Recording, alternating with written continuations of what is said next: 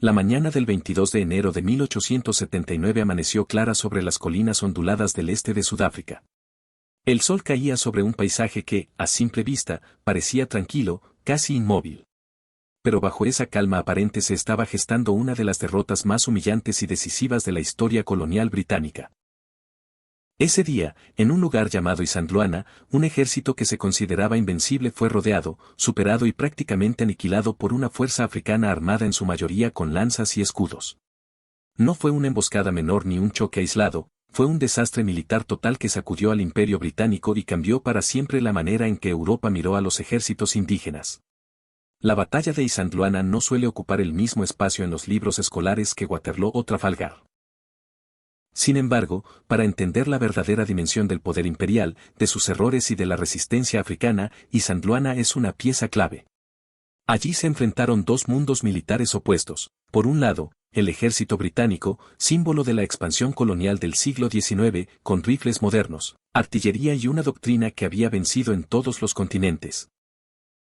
Por el otro, el ejército zulú, una fuerza disciplinada, organizada y profundamente arraigada a su tierra, que peleaba no por conquista global, sino por supervivencia. Para comprender por qué Isandlwana terminó en catástrofe, es necesario retroceder algunos meses y entender el contexto político y estratégico que llevó a Gran Bretaña a invadir el reino zulú. A finales del siglo XIX, el sur de África era un tablero de tensiones constantes. Colonos británicos, bóeres de origen holandés y reinos africanos competían por territorio, recursos y control político. En ese escenario, el reino zulú se había consolidado como una de las potencias regionales más fuertes, con un ejército capaz de movilizar decenas de miles de guerreros. Para los administradores coloniales británicos, la existencia de un Estado africano independiente y militarmente poderoso resultaba inaceptable. No porque los zulúes estuvieran atacando colonias británicas de forma sistemática, sino porque su sola presencia representaba un obstáculo para la expansión imperial y para el sueño británico de una Sudáfrica unificada bajo su control. La guerra, por tanto, no fue una respuesta defensiva, sino una decisión política calculada. En diciembre de 1878, el alto comisionado británico en Sudáfrica, Sir Henry Bardell Frere, envió un ultimátum al rey zulú Cetshwayo. Las exigencias eran deliberadamente inaceptables: disolver el ejército zulú, permitir presencia británica permanente y aceptar una serie de condiciones que, en la práctica, destruían la soberanía del reino. Cetshwayo no aceptó, no porque buscara la guerra, sino porque hacerlo significaba la desaparición de su pueblo como entidad política. La guerra fue declarada poco después. El plan británico parecía sólido sobre el papel. El general Lord Chelmsford, comandante de las fuerzas invasoras, organizó la invasión en varias columnas que avanzarían simultáneamente hacia el corazón del territorio zulú. La idea era dividir la atención del enemigo, forzar batallas parciales y, finalmente, destruir al ejército zulú en enfrentamientos controlados. Chelmsford estaba convencido de que la superioridad tecnológica británica haría el resto. No contempló seriamente la posibilidad de una derrota importante. Una de esas columnas, la columna central, cruzó el río Tugela y avanzó hacia el interior del territorio zulú a mediados de enero de 1879. Su campamento principal se estableció cerca de una colina aislada con forma peculiar, conocida por los zulúes como Isandlwana. Desde el punto de vista europeo, el lugar parecía adecuado: terreno abierto, buena visibilidad y espacio suficiente para desplegar tropas. Sin embargo, había un problema fundamental. El campamento no fue fortificado. En la doctrina militar británica de la época, fortificar un campamento en territorio hostil era una práctica habitual. Se levantaban trincheras, se formaban círculos defensivos con carretas y se establecían posiciones claras de tiro. En Isandlwana, nada de eso se hizo. Chelmsford y sus oficiales subestimaron completamente al enemigo. Consideraban que los zulúes evitarían un enfrentamiento directo y que, en caso de atacar, serían fácilmente repelidos por el fuego de fusilería. La mañana del 22 de enero, Lord Chelmsford tomó una decisión crucial que sellaría el destino del campamento. Tras recibir informes confusos sobre movimientos zulúes en la zona, decidió dividir su fuerza. Con aproximadamente la mitad de sus tropas, salió del campamento en busca del supuesto enemigo. Dejó atrás a unos 1.800 hombres, entre soldados británicos y auxiliares africanos, al mando del teniente coronel Henry Pulliam. Más tarde, el coronel Anthony Durnford llegaría al campamento con refuerzos, pero la cadena de mando quedó poco clara desde ese momento. Mientras tanto, el ejército zulú no estaba huyendo ni dispersándose. Al contrario, una fuerza masiva de aproximadamente 20.000 guerreros se encontraba oculta en las colinas cercanas, esperando el momento adecuado para atacar. El mando zulú había comprendido algo esencial: el ejército británico se había dividido, y el campamento de Isandlwana estaba expuesto. La estructura del ejército zulú era el resultado de décadas de evolución militar desde la época del rey Saka. No se trataba de una horda desorganizada, como muchos europeos creían, sino de una fuerza con disciplina, jerarquía y tácticas claras. Su formación clásica, conocida como los cuernos del toro, estaba diseñada para envolver al enemigo. El pecho fijaba al adversario, mientras los cuernos avanzaban por los flancos y la reserva, conocida como los lomos, remataba el ataque. Cuando los primeros exploradores británicos detectaron movimiento zulú cerca del campamento, ya era demasiado tarde. Puyane y Dunford no lograron coordinar una defensa unificada. En lugar de concentrar a las tropas en una posición defensiva sólida, se desplegaron en una larga línea de fuego, extendida y vulnerable. La idea era aprovechar el alcance de los rifles Martini Henry para detener cualquier avance. En teoría, parecía razonable. En la práctica, fue un error fatal. Los zulúes avanzaron en oleadas, soportando un fuego devastador. Cientos cayeron en los primeros minutos, pero no se detuvieron. La línea británica comenzó a estirarse cada vez más, consumiendo munición a un ritmo alarmante. Los problemas logísticos, que nunca se habían resuelto adecuadamente, empezaron a hacerse evidentes. Las cajas de munición no se distribuían con rapidez, y algunas unidades comenzaron a quedarse sin balas en el momento más crítico. Cuando los cuernos zulúes lograron envolver los flancos británicos, la batalla dejó de ser un intercambio de disparos y se convirtió en una lucha desesperada por sobrevivir. Los soldados británicos, entrenados para combatir en formaciones cerradas y con apoyo mutuo, se encontraron aislados, rodeados y atacados desde múltiples direcciones. La superioridad tecnológica perdió relevancia frente a la superioridad numérica y táctica. En cuestión de horas, el campamento de Isandlwana fue arrasado. Los colores del regimiento, símbolo sagrado del ejército británico, cayeron en manos zulúes. Más de 1.300 soldados británicos y coloniales murieron ese día. Fue una de las peores derrotas sufridas por Gran Bretaña contra una fuerza indígena durante toda su historia imperial. Pero Isandlwana no fue solo una derrota militar. Fue una sacudida psicológica. Por primera vez en décadas, el mito de la invencibilidad colonial había sido destruido de forma brutal y pública. La noticia recorrió el imperio como una advertencia: la expansión no estaba garantizada, y los pueblos que se defendían podían infligir derrotas devastadoras. Cuando el sol comenzó a elevarse sobre Isandlwana aquella mañana, nadie en el campamento británico tenía plena conciencia de la magnitud del peligro que se avecinaba. La rutina militar seguía su curso con una falsa sensación de control. Los hombres desayunaban, revisaban equipo y observaban las colinas cercanas sin imaginar que, detrás de esas ondulaciones aparentemente inofensivas, se encontraba uno de los ejércitos indígenas más grandes jamás reunidos en África Austral. Los primeros indicios de que algo no iba bien llegaron en forma de informes confusos. Exploradores y auxiliares africanos hablaban de grandes movimientos zulúes en las colinas al norte y al este del campamento. Sin embargo, estos avisos no fueron interpretados como señales de una ofensiva masiva, sino como escaramuzas dispersas, el tipo de hostigamiento que los británicos esperaban encontrar. La mentalidad colonial jugó un papel decisivo: se asumía que los zulúes no atacarían un campamento bien armado en campo abierto. El coronel Anthony Durnford, que había llegado con tropas adicionales, tomó la iniciativa de salir a investigar los movimientos detectados. Su decisión, aunque bien intencionada, contribuyó a fragmentar aún más la defensa. En lugar de consolidar fuerzas y preparar una posición defensiva sólida, el campamento quedó dividido en múltiples destacamentos, extendidos y sin una cadena de mando clara. Cada oficial actuaba según su propio criterio, convencido de que el enemigo no representaba una amenaza existencial. Mientras tanto, el ejército zulú se movía con una coordinación silenciosa y letal. Miles de guerreros permanecían ocultos, agazapados en el terreno, esperando la señal para atacar. No era una reacción improvisada.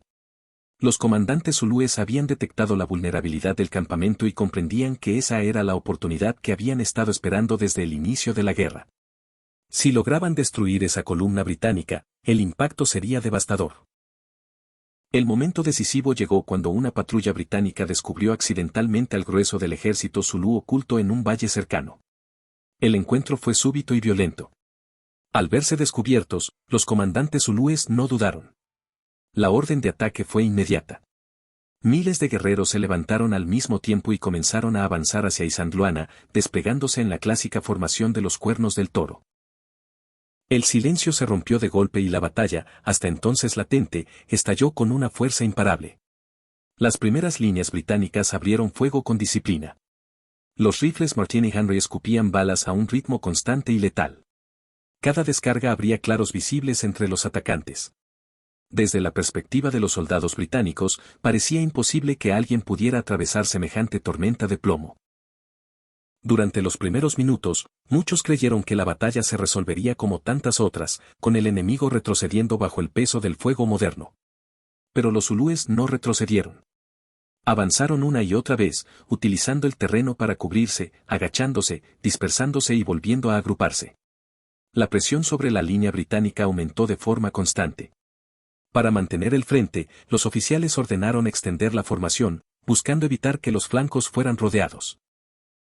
Ese movimiento, lejos de fortalecer la defensa, la debilitó aún más. La línea se hizo demasiado larga, demasiado delgada, y comenzó a perder cohesión. Uno de los problemas más graves emergió rápidamente: la munición. El ejército británico dependía de un sistema logístico rígido y lento. Las cajas de balas estaban selladas y requerían herramientas para abrirse. En medio del combate, con el enemigo cada vez más cerca, esa burocracia logística se convirtió en una sentencia de muerte. Algunas compañías comenzaron a quedarse sin munición justo cuando el ataque zulú alcanzaba su punto más intenso. Los zulúes, al percibir la disminución del fuego británico, redoblaron el avance. Los cuernos del toro comenzaron a cerrarse alrededor del campamento. Los flancos británicos cedieron primero, incapaces de mantener la posición sin apoyo suficiente. A partir de ese momento, la batalla dejó de ser una defensa organizada y se transformó en una serie de combates aislados, desesperados y sangrientos. En el centro del campamento, la confusión era total. Mensajeros caían antes de poder transmitir órdenes. Oficiales intentaban reagrupar a hombres que ya estaban luchando por su cuenta. Las unidades auxiliares africanas, al ver el colapso de la línea, comenzaron a retirarse, lo que aumentó la sensación de caos. La disciplina británica, tan efectiva en otras campañas, se desmoronó bajo una presión para la que no había sido preparada. Cuando los zulúes alcanzaron el campamento propiamente dicho, la masacre fue inevitable. El combate cuerpo a cuerpo se extendió entre las tiendas, los carros de suministros y la artillería abandonada. Los soldados británicos, entrenados principalmente para el combate a distancia, se vieron superados por guerreros expertos en la lucha cercana. Lanzas y escudos se enfrentaron a bayonetas y culatas de rifle en una lucha brutal y sin tregua. Algunos grupos intentaron formar cuadros defensivos improvisados. Otros trataron de huir hacia el río Buffalo, con la esperanza de escapar o al menos ganar tiempo. Muy pocos lo lograron. La mayoría fue alcanzada antes de poder abandonar el campo de batalla. Los oficiales, reconocibles por sus uniformes, fueron objetivos prioritarios. La estructura de mando británica fue eliminada en cuestión de minutos. Para el mediodía, la batalla estaba prácticamente decidida. El campamento de Isandlwana ya no existía como fuerza militar organizada. Donde antes ondeaban banderas y se escuchaban órdenes, ahora solo quedaban cadáveres, equipos destruidos y el silencio posterior a una carnicería. De los aproximadamente 1.800 hombres que defendían el campamento, más de 1.300 murieron. Muy pocos sobrevivieron para contar lo ocurrido. Desde la perspectiva zulú, la victoria fue total, pero no gratuita. Miles de guerreros yacían muertos o heridos en el campo.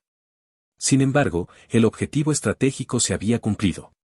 Habían demostrado que el ejército británico podía ser derrotado, que la tecnología no garantizaba la victoria y que el reino zulú no se sometería sin luchar. Horas más tarde, Lord Chelmsford regresó al lugar con sus tropas, esperando encontrar un campamento intacto o, en el peor de los casos, una escaramuza menor. Lo que encontró fue un paisaje de destrucción absoluta. El impacto psicológico fue inmediato. La incredulidad dio paso al horror al comprender la magnitud del desastre. Isandlwana no había sido una simple derrota, había sido un colapso total del plan de invasión. En la parte 3, analizaremos las consecuencias de Isandlwana. Cómo reaccionó el Imperio Británico, qué significó esta victoria para el pueblo zulú y por qué, a pesar de la derrota infligida, la guerra terminaría tomando un rumbo trágico para África Austral. El silencio que cayó sobre Isandlwana tras la batalla no fue un silencio de paz, sino de incredulidad. Cuando Lord Chelmsford y sus hombres recorrieron el campo al caer la tarde, comprendieron que no se trataba de una derrota convencional. El ejército británico no había retrocedido. Había sido destruido. Los cuerpos yacían esparcidos por el terreno, muchos de ellos aún en formación, como si hubieran muerto intentando mantener un orden que ya no existía. Para oficiales y soldados, aquello era impensable. El Imperio Británico no estaba acostumbrado a perder de esa manera. La noticia tardó poco en recorrer Sudáfrica y luego cruzar los mares hasta llegar a Londres. La reacción inicial fue de shock.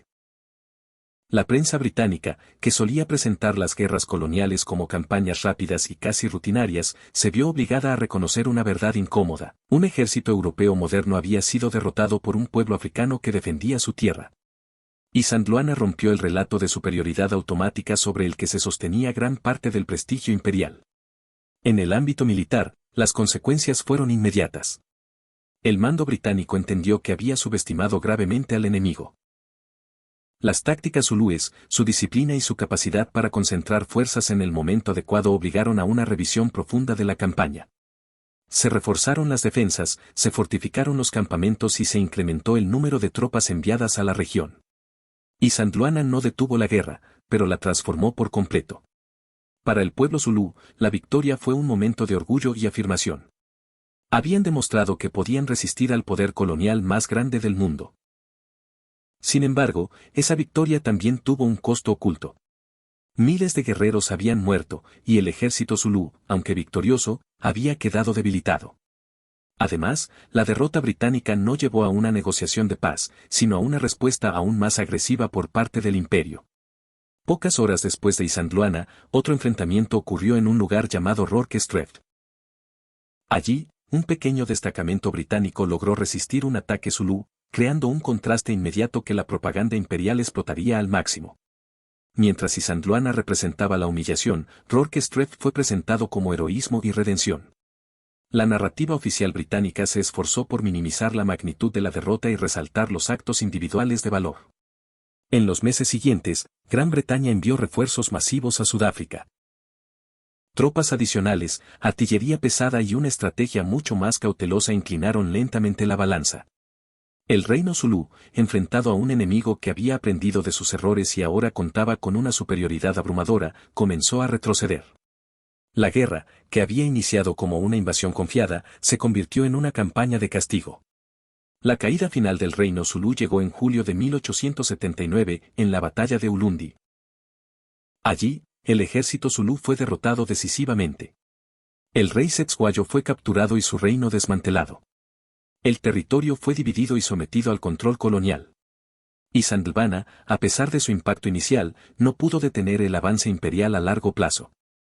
Sin embargo, reducir Isandlwana a una simple derrota seguida de una revancha sería perder su verdadero significado. Aquella batalla dejó una lección duradera sobre los peligros de la arrogancia militar. Demostró que la tecnología, sin una comprensión adecuada del enemigo y del terreno, no garantiza la victoria. Mostró que las decisiones humanas, los errores de mando y las suposiciones culturales pueden ser tan decisivas como las armas. Isandlwana también obliga a replantear la manera en que se cuentan las guerras coloniales.